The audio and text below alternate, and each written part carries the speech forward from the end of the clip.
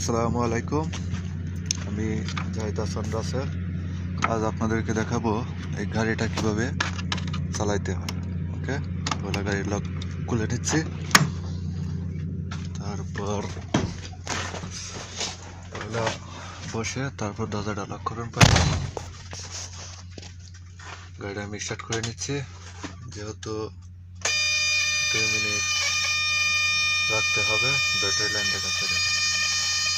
তারপর এখানে well, parking start হয়ে গেছে।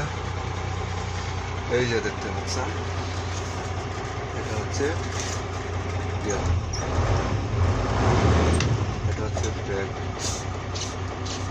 ঠিক আছে। এটা হচ্ছে গিয়ার, এটা হচ্ছে পার্কিং। এটা যতক্ষণ নিচে না দিবেন ততক্ষণ গাড়ি সামনে যাবে না, পিছিয়ে যাবে না, গেলেও আপনার চাকার ক্ষতি হবে।